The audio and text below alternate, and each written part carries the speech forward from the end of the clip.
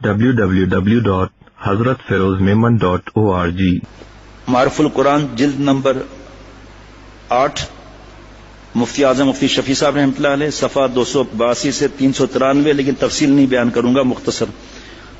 پارہ 30 سورہ فجر آیت نمبر 40، کیا آیت ہے؟ یا ایتھا النفس المطمئنہ ارجعی الی ربک راضیۃ مرضیہ فادخلی فی عبادی وادخلی جنتی۔ ترجمہ: البتہ نیک لوگوں سے کہا جائے گا کہ اے وہ جان جو اللہ کی اطاعت میں چین پا چکی ہے، نفس مطمئنہ، اللہ کی اطاعت فرض واجب سنت موقدہ ہو جائے اطاعت ہو جائے گی، نفل وغیرہ کے ثواب الگ ہے، نفل وغیرہ ثواب۔ ایک بزنس میں اتنا مصروف ہے، اس کی جاب اتنی ایسی ہے کہ وہ نوافل نہیں پڑھ سکتا، ایک پارہ بھی نہیں پڑھ سکتا، ایک رکوع پڑھتا ہے اور کچھ اللہ کا نام لیتا ہے جناب، اور اللہ کے مخلوقات میں غور کرتا ہے، یتفکرون فی خلق السماوات والارض، اللہ کے احکامات میں غور نہیں کرتا۔ ایک ہی بتا دیتا ہوں مثال کہ فٹ بال پر 2 چمچ ڈالے بہہ گیا، 3 حصہ سمندر دریا کس نے روکا ہوا ہے؟ کیپ ٹاؤن ساؤتھ افریقہ کے نیچے ہے، بریکنگ نیوز نہیں آتی کہ اتنے خلا میں لٹک کے پانی گر گیا، تو ہمارے دل کو ایمان پہ نہیں جما سکتا اللہ جناب۔ اے وہ جان جو اللہ کی اطاعت میں چین پا چکی، اچھا گناہ ہو جائے توبہ کرنے والا بھی اس میں آ جاتا ہے، اپنے پروردگار کی طرف اس طرح لوٹ کر آ جا کہ تو اس سے راضی ہو وہ تجھ سے راضی۔ بتاؤ اللہ کی رضا پہلے یا بندے کی رضا پہلے؟ اللہ کی رضا پہلے۔ یہاں اللہ تعالیٰ بندے کی رضا کو مقدم فرما رہے، کیوں؟ اس لیے کہ میرا بندے ستایا گیا، داڑھی پر، شرعی پردے پر، حرام نہ کھایا، دوسروں نے ستایا، اس کو OSD بنا دیا، تو اب اس کو گھبراہٹ نہ ہو آگے کیا معاملہ ہے۔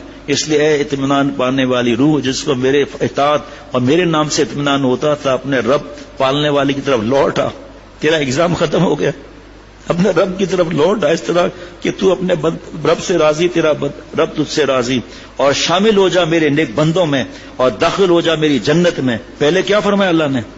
نیک بندوں کی تفسیر۔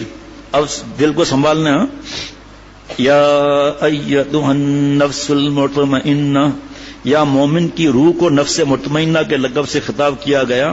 مطمئنہ کے لفظی معنی ساکنہ کے ہیں، مراد وہ نفس جو اللہ تعالیٰ کے ذکر اور اس کی اطاعت سے سکون و قرار پاتا تھا اور اس کے ترک سے، نیکی کے ترک سے بے چینی محسوس کرتا ہے، اور یہ وہی نفس ہو سکتا ہے جو مجاہدہ کر کے اپنی بری عادات اور اخلاقی رذیلہ کو دور کر چکا ہو۔ اور اس پر کونوا مع الصادقین کی آیت ہے کہ اے ایمان والو گناہ چھوڑو، میرے پیارے ولی بنو اور سچوں کے ساتھ رہو جو عمل کے سچے ہیں، آنا جانا رکھو، اپنے گناہوں کی اصلاح کراؤ، جو نیکیاں نہیں ہیں اس کی اصلاح کراؤ، جو فرض ہے یزکیہم قرآن پاک میں ہے۔ تفصیل نہیں بتاؤں گا، اطاعت کی بہت دیر ہو جائے گی۔ اطاعت حق اور ذکر اللہ اس کا مزاج اور شریعت اس کی طبیعت بن جاتی ہے۔ اس کے خطاب کر کے فرمایا ارجعی الی ربک، یعنی لوٹ جاؤ اپنے رب کی طرف۔ آگے سننا مزہ، ہاں لوٹنے کا لفظ سے معلوم ہوتا ہے اس کا پہلا مقام بھی رب کے پاس تھا، اب وہیں واپس جانے کا حکم ہو رہا ہے۔ کتنے دوستوں نے پہلی دفعہ سنا ہوگا کہ اپنے رب کی طرف لوٹ آئے، اس کا مطلب پہلا مقام کیا تھا؟ تو لوٹنا اسی کو طرف ہے نا۔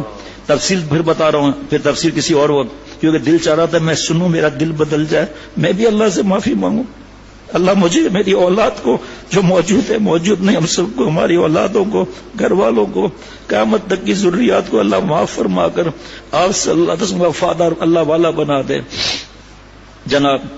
اس سے اس روایت کی تقویت ہوتی ہے جس میں یہ ہے کہ مومنین کی ارواح ان کے اعمال ناموں کے ساتھ علیین میں رہیں گی، اور علیین 7ویں آسمان پر عرش رحمان کے سائے میں کوئی مقام ہے، اور کل ارواح انسان کا اصلی جگہ مستقر وہی ہے، وہیں سے روح لا کر انسان کی جسم میں ڈالی جاتی ہے، پھر موت کے بعد وہیں واپس جاتی ہے۔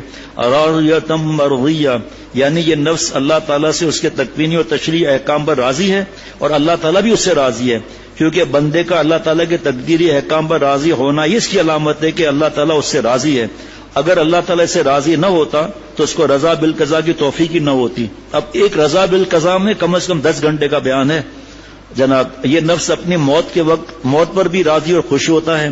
حضرت عبادہ رضی اللہ عنہ کی حدیث میں ہے کہ رسول اللہ صلی اللہ علیہ وسلم نے فرمایا من احب لقاء اللہ احب اللہ لقاءہ ومن کرہ لقاء اللہ ومن کرہ لقاء اللہ کرہ اللہ لقاءہ، یعنی جو شخص اللہ تعالیٰ سے ملنے کو پسند کرتا ہے اللہ تعالیٰ بھی اس سے ملنے کو پسند کرتا ہے، اور جو اللہ تعالیٰ کی ملاقات کو ناپسند کرتا ہے اللہ بھی اس سے ملنے کو ناپسند کرتا ہے۔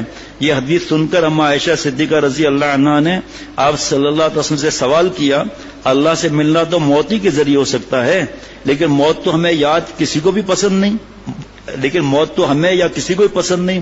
آپ نے فرمایا ہے عائشہ یہ بات نہیں، حقیقت یہ کہ مومن کو موت کے وقت فرشتوں کے ذریعے اللہ کی رضا اور جنت کی بشارت دی جاتی ہے۔ خرم آروز کزی کے منزل ویرا برم برم رات جان طلبم بس پیے جانا بے روم، ارے کیا مبارک گھڑی ہے کہ میں ویرانے سے آبادی کی طرف جا رہا ہوں، اپنے رب کی طرف لوٹ کر جا رہا ہوں۔ حدیث پاک ہے جو جس سال میں مرے گا اس سال میں اٹھایا جائے گا۔ اگر گناہ کی حالت میں موت آئی تو خدا نخواستہ کیا حالت ہوگی؟ اللہ مجھ سمیت مومن کی حفاظت فرمائے۔ جناب، جس کو سن کر اس کو موت زیادہ محبوب ہو جاتی ہے، اسی طرح کافر کو موت کے وقت عذاب اور سزا سامنے کر دی جاتی ہے، اس لیے اس وقت موت سے بڑھ کر کوئی چیز بری اور مکروہ نہیں ہوتی۔ بخاری شریف مسلم شریف تفسیر مظہری میں کوئی یہ مسلمان نہ سمجھے کہ خدا نخواستہ ہمیں تھوڑا گھبراہٹ ہو رہی ہے، ہمارا مسئلہ ہے، نہیں، یہ کافروں کا مسئلہ ہے۔ یہ مومن کے تو پتہ نہیں کیا کیا انعامات ہیں۔ خلاصہ یہ کہ موت کی محبت یا کراہت اس وقت تک معتبر نہیں، بلکہ نزوع روح کے وقت جو مرنے اور اللہ سے ملنے پر راضی ہے اللہ بھی اس سے راضی ہے، یہی مفہوم ہے۔ آگے اب دل سنبھال کے سنیے گا آگے، فادخلی فی عبادی وادخلی جنتی۔ ایک طرف اللہ فرمانے کونوا مع صادقین، نیک لوگوں میں رہو۔ وہ لوگ سمجھتے ہیں سب کاروبار چھوڑ دیں، بس نفس مطمئنہ خطاب کر کے حکم ہوگا کہ میرے خاص بندوں میں پہلے شامل ہو جا اور میری جنت میں داخل ہو جا۔ اس میں پہلے اللہ کے صالح نیک اور مخلص بندوں میں شامل ہونے کا حکم ہے، پھر جنت میں داخل ہونے کا۔ اس میں اشارہ پایا جاتا ہے کہ جنت میں داخل ہونا اس پر موقوف ہے کہ پہلے اللہ کے صالح مخلص بندوں کے زمرے میں شامل ہو، یعنی جنت مخلوق رہنا اور اللہ والے فادخلی فی عبادی، یہ خالق جنت دل میں لیے ہوئے ہیں اس لیے، ورنہ اللہ سے بڑھ کر کوئی چیز نہیں ہے۔ یہاں خدا نخواستہ اللہ تعالیٰ کا معاملہ نہیں ہے، جنت مخلوق ہے اور اللہ والے خالق جنت لیے ہوئے ہیں، اللہ ان کے ساتھ ہے، اس لیے اللہ فرما رہے ہیں جناب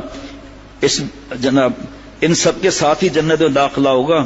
اس سے معلوم ہوا کہ جو دنیا میں صالحین کی صحبت اور معیت اختیار کرتا ہے یہ علامت اس کی ہے کہ یہ بھی ان کے ساتھ جنت میں جائے گا۔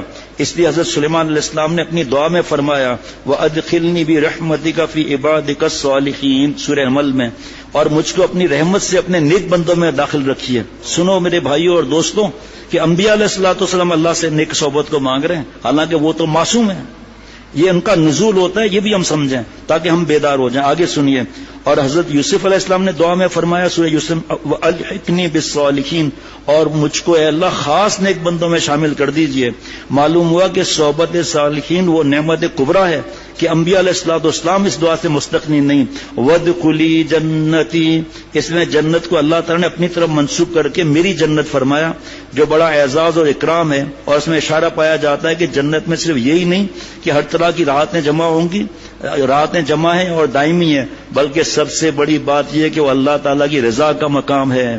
جب اللہ کا دیدار ہوگا تو جنتی بزبان حال یعنی مثال دے رہے ہیں، تیرے و جلووں کے آگے ہمت شرح و بیاں رکھ دی، نگاہ بے رگا زبان رکھ دی، زبان بے نگاہ رکھ دی۔ اللہ آنکھوں میں دم نہیں ہے کہ آپ کا جلوہ دیکھ سکے، زبان میں دم نہیں ہے کہ آپ کی تعریف کر سکے۔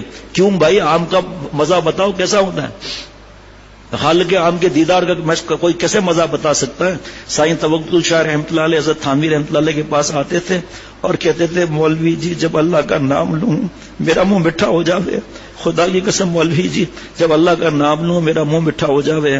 حضرت تھانوی رحمۃ اللہ علیہ فرماتے تھے بابا آپ سائیں قسم مت کھاؤ، میرا ایمان ہے آپ کو مٹھاس ملتی ہوگی، کیونکہ اے دل ہی شکر خوشتر یہاں کے شکر سعادت۔ اے بابا یہ چینی زیادہ میٹھی ہے یا گنے میں جس نے رس پیدا کیا اس کے نام میں زیادہ مٹھاس ہے؟ کہ یقین آپ کو یہ مٹھاس ملتی ہوگی۔ میں مختصر کر رہا ہوں، حضرت والے سے ہم نے پوچھا 93 میں کہ ہمیں کیوں یہ مزہ نہیں ملتا؟ جو ان کو ملا. فرمایا کہ کسی کو وومیٹنگ ہو, پیلیا ہو, سردی کے ساتھ بخار ہے, موشن ہو رہے ہیں اور جناب 105 بخار ہے, اس کو بریانی کباب پیش کرو, کہے گا مزہ نہیں. ہم کہیں گے مزہ ہے, پہلے علاج کرائیں. اللہ کے نام میں مزہ ہے, پہلے گناہوں کا علاج کرائیں. جس نے ساری دنیا میں مزہ بکھیر دیا وہ کیسے بے مزہ ہوگا اس کا نام. پھر ایک اشارہ کرتا ہوں, تفصیل نہیں بتاؤں گا یہاں کیونکہ بچے بچیاں بھی ہوتی ہیں نا. اللہ تعالیٰ نے میاں بیوی کو جو مزہ عطا فرمایا ہے بس آپ سمجھ جائیں اس کی کیا ضرورت تھی. ہاں دیکھیے اللہ نے کتنا ہماری خوشیوں کا خیال رکھا ہے اور ہم اللہ کو ناراض کرنے کا ٹھیکہ لیے ہوئے ہیں. جناب اللہ اللہ آیت کے مذکورہ میں مومنین کے جزا اور ثواب کو آگے سننا طرح فادخلی فی عبادی کا کیا معاملہ آتا ہے. اس طرح ذکر کیا گیا کہ ان کی ارواح کو حق تعالیٰ کی طرف سے بواسطہ ملائکہ اعزاز و اکرام کے ساتھ خطاب کیا جائے گا جن آیت میں مذکور ہے. اور بعض حضرات نے فرمایا یہ خطاب مومنین کے موت کے وقت دنیا ہی میں ہوتا ہے. بہت سی صحیح احادیث اس پر شاہد ہیں. اس لیے تفسیر ابن کثیر میں ابن کثیر رحمۃ اللہ نے فرمایا کہ ظاہر ہے کہ دونوں وقتوں میں یہ خطاب ارواح مومنین کو ہوگا, موت کے وقت بھی پھر قیامت میں بھی. اور ایک طویل حدیث میں حضرت ابو ہریرہ رضی اللہ عنہ نسائی ابن ماجہ شریف میں جس میں رسول صلی اللہ علیہ وسلم ارشاد دے کہ جب مومن کی موت کا وقت آتا ہے تو رحمت کے فرشتے سفید ریشمی کپڑا سامنے کر کے اس کی روح کو خطاب کرتے ہیں, اخرجی راضیۃ مرضیہ الی روح اللہ و ریحانہ, یعنی اس بدن سے نکلو اس حالت میں کہ تم اللہ سے راضی اور اللہ تم سے راضی. یہ نکلنا اللہ تعالیٰ کی رحمت اور جنت کے دائمی رحمتوں کی طرف ہوگا. حدیث پاک حضرت ابن عباس رضی اللہ عنہما آپ صلی اللہ علیہ وسلم کے چچا کے بیٹے تھے. فرمایا کہ میں نے ایک روز یہ آیت یا اب سننا اب آگے مزاح یا ایتھا النفس المطمئنہ آپ صلی اللہ علیہ وسلم کے سامنے پڑھی تو صدیق اکبر رضی اللہ عنہ جو موجود تھے کہنے لگے یا رسول اللہ یہ کتنا اچھا خطاب اور اکرام ہے. آپ صلی اللہ علیہ وسلم فرمایا سن لو, فرشتہ موت کے بعد آپ کو یہ خطاب کرے گا. چند واقعات عجیبیہ سمجھے, اس کے لیے کہہ رہا ہوں, تیار رہیں. حضرت سعید بن جبیر رحمۃ اللہ علیہ فرماتے ہیں کہ حضرت ابن عباس رضی اللہ عنہما کا طائف میں انتقال ہوا. جنازہ تیار ہونے کے بعد ایک عجیب و غریب پرندہ جس کی مثال پہلے کبھی نہ دیکھی گئی تھی آیا اور جنازے کے ناش جسم میں داخل ہو گیا. پھر کسی نے اس کو نکلتے ہوئے نہیں دیکھا. اس وقت لاش قبر میں رکھ جانے لگی تو قبر کے کنارے ایک غیبی آواز نے یہ آیت پڑھی یا ایتھا النفس المطمئنہ. سب نے تلاش کیا کہ کون پڑھ رہا ہے, کسی کو معلوم نہیں ہو سکا. بار بار تفسیر کا بتا رہا ہوں تاکہ ہمارا ذہن بنا رہے نا, کسے کہنے کی بات ہم نہ سمجھیں. ہر مسلمان یہ چاہتا ہے نہیں چاہتا, ہم اور آپ چاہتے ہیں نہیں چاہتے, تو ویسا عمل بھی کرے نا. ڈاکٹر اگر انجینئرنگ کا پڑھ رہا ہو تو کیا پاس ہوگا فیل ہوگا جناب. اور امام حافظ طبرانی نے کتاب العجائب میں اپنی سند سے فتان بن رزین ابن ہاشم سے اس کا اپنا واقعہ نقل کیا ہے کہ انہوں نے فرمایا کہ ایک مرتبہ ہمیں بلاد روم میں قید کر لیا گیا اور وہاں کے بادشاہ کے سامنے پیش کیا گیا. اس کافر بادشاہ نے ہمیں مجبور کیا کہ ہم اس کا دین اختیار کریں اور جو اس سے انکار کرے گا اس کی گردن مار دی جائے گی. ہم چند آدمی تھے, ان میں سے 3 آدمی جان کے خوف سے مرتد ہو گئے, بادشاہ کا دین اختیار کر لیا. چوتھا آدمی پیش ہوا, اس نے کفر کرنے سے اور بادشاہ کے دین کو اختیار کرنے سے انکار کیا. اس کی گردن کاٹ کر سر کو ایک قریبی نہر میں ڈال دیا گیا. اس وقت تو وہ سر پانی کے تہہ میں چلا گیا. اس کے بعد پانی کے سطح پر ابھرا اور پھر ان لوگوں کے طرف دیکھ کر ان کا نام لے کر آواز دی فلانے فلانے, اور پھر کہا کہ اللہ تعالیٰ نے مجھ سے یہ فرمایا یا ایتھا النفس المطمئنہ ارجعی الی ربک راضیۃ مرضیہ فادخلی فی عبادی وادخلی جنتی. اس کے بعد پھر پانی میں غوطہ لگا دیا. یہ عجیب واقعہ سب حاضرین نے دیکھا اور سنا. وہاں کے نصارہ عیسائی یہ دیکھ کر تقریباً سب مسلمان ہو گئے. بادشاہ کا تخت ہل گیا. یہ 3 آدمی جو مرتد ہو گئے تھے پھر سے مسلمان ہو گئے. آگے سننا, پھر خلیفہ ابو جعفر منصور نے ہم سب کو ان کی قید سے رہا کرایا. حضرت مفتی اعظم مفتی شفیع صاحب رحمۃ اللہ نے لکھا ہے تفسیر میں, الحمدللہ کی تفسیر سورہ فجر آج 21 شعبان 1391 میں تمام ہوئی. 1445 ہے نا, 45 برس یہ ہو گئے، 9 برس وہ ہو گئے، جبکہ اس ناکارہ، ہم تو نہیں بول سکتے، میں اپنے لیے کہوں گا، لیکن کیونکہ لکھا ہے ویسے پڑھنا پڑتا ہے تاکہ پتہ چلے ولیوں کے سرداروں کے نزول کتنا ہے.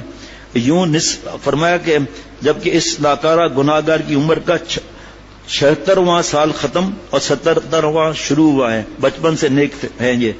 یوں نصف صدی سے زیادہ حق تعالیٰ کی دی ہوئی مہلت کو غفلتوں گناہوں میں برباد کرنے پر حسرت اور افسوس جتنا بھی ہو کم ہی ہے، مگر قدم قدم پر حق تعالیٰ شانوں کے انعامات کی بارش اور اپنے کتاب کی اس ناچیز خدمت کو قریب الختم تک پہنچا دینے کا احسان عظیم عفو اور کرم ہی کی امید دلا رہا ہے. دیکھیں جن کا رات دن اللہ پر فدا ہو رہا ہے، نزول کتنا ہے ان کا، اور ہم نے 2 بیان کر لیے، 2-4 نمازیں پڑھ لی تو دوسروں کو حقیر سمجھتے ہیں. اللہ تعالیٰ مجھے ہم اس کو معاف فرما دے اور جس فرما کر اولیاء صدیقین کی آخری سرحد تک پہنچا دے. میں سوچ بھی نہیں سکتا تھا، میں دوسرا مضمون لایا تھا بیان کے لیے، میں سوچ بھی نہیں سکتا تھا اللہ ایسی بارش فرما دیں گے. آج ہی اس کو پڑھا ہے، آج ہی اس میں رکھا ہے، اور ارادہ تھا جمعرات کو پڑھوں گا جب لوگ زیادہ ہوتے ہیں. اللہ کے بعد لوگ زیادہ کم تھوڑی والی بات ہوتی ہے. اللہ معاف فرما دے اپنی رحمت سے. www.hazratfirozmeman.org